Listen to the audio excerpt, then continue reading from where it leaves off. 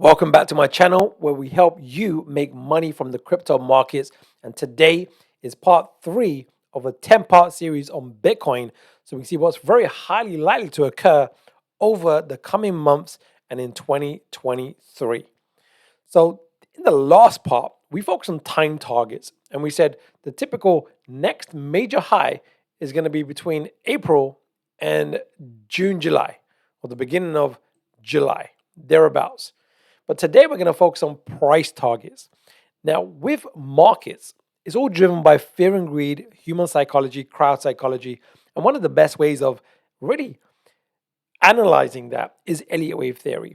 And we're going to do that in a future part in this series. But today, what we want to focus on is that we've had this since November 2021, a big move to the downside. And we're really going to get one of two scenarios playing out.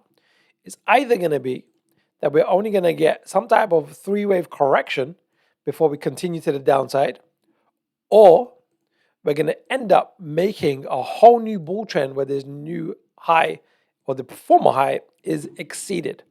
Now, at this stage, we don't need to concern ourselves which it is because we don't know.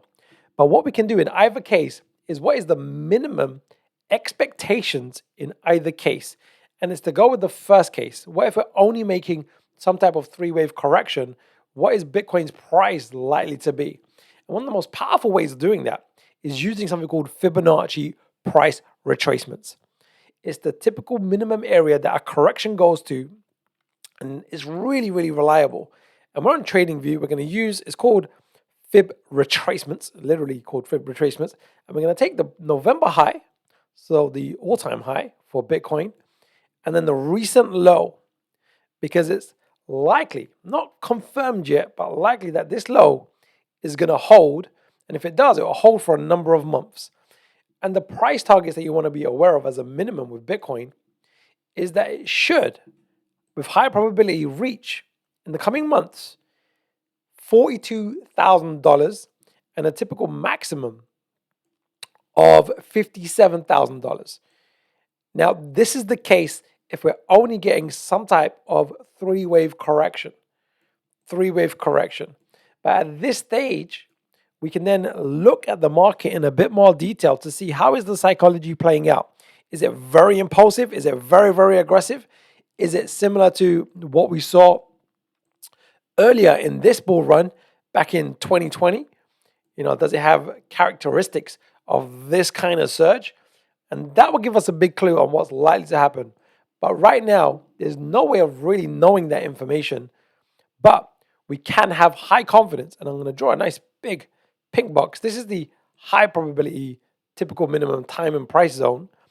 And if it overextends, we want to be aware of this time zone as well with Bitcoin.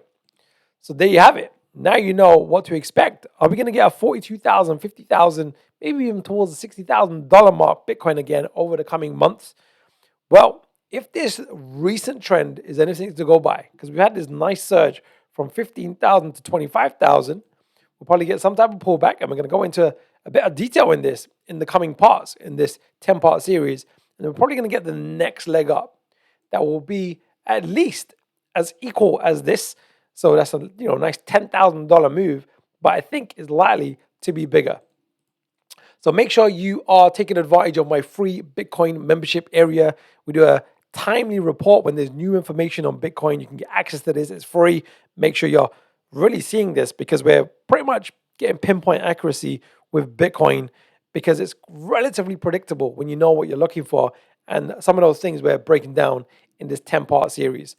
All right, let's finish on a quote from Socrates. One of his quotes, he says, "The secret of happiness, you see, is not found in seeking more, but in developing the capacity to enjoy less." Now, these guys are wisdom, man. Wisdom just coming through them. Socrates, I'm going to read that one more time. The secret of happiness, according to Socrates, you see, is not found in seeking more, but in developing the capacity to enjoy less. I guess it's gratitude, right? All right, I'll see you in the next part in this 10-part series.